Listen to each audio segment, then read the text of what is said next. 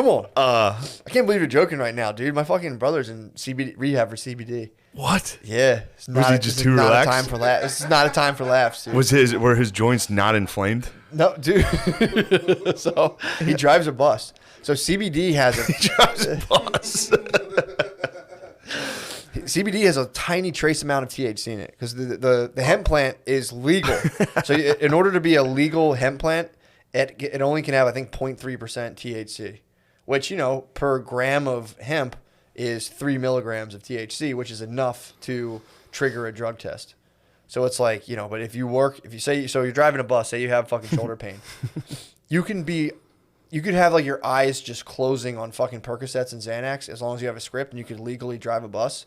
But if you happen to have trace amounts of THC, they're like, you can't do that. And he was like, dude, this is fucking bullshit. Like, I don't do any drugs. I don't drink. I just take CBD oil. I don't want to take fucking, opiates, blah, blah, blah. So they were like, all right, we understand what you're saying, but for formality's sake, you have to go to a rehab. So he has to go to like not an inpatient. Like he has to just go and do like a program basically. Dude, so he goes in there. Dude, it's so fucking funny. Jesus. So he goes in there for CBD, dude. Has to do a fucking thing that costs God knows how much fucking money. Damn, he has to go to like a patient first. Yeah, pretty much. Like, what are those called?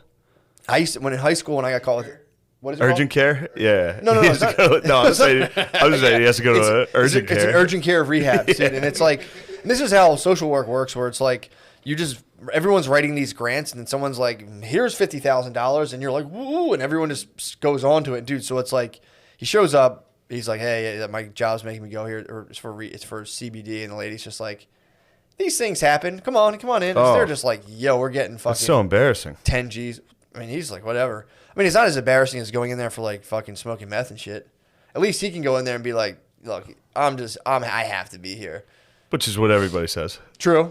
He could be. I'm not like one of these fucking CBD. I was doing Dude, so it's like you go in there and they're trying to keep it a little safe now because like you have to go for one orientation in person and then you get to Zoom. But they have this. It's set up where like he's doing Zoom rehab for CBD. so he can drive a bus. So Jeez. So the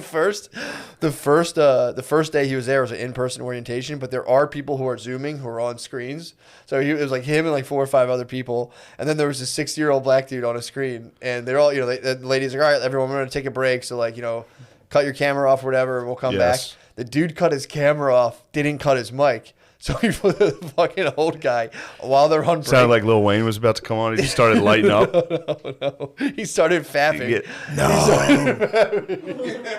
So they're all in this room. My brother's in IRL. He's there in real life in CBD rehab with other people who happen to do heroin and methamphetamine. And he's like, you hear like, no. And everyone's like, it's his dog. There's no way he's fat. My brother's like, that guy's jerking off, man. And everyone's like, no, there's no fucking way. And then you just hear the guy go, oh. Holy shit. They heard him. They heard him come. No. Yeah. And then try to play it cool and come back on? So he has no idea anyone heard this because he's not in the room with anybody. He's just on a Zoom screen. So the ladies are like, all right, everybody come back. And he's like, oh, what's up, y'all? How was everybody's break? Everyone's like, what the fuck, dude? Oh, my God.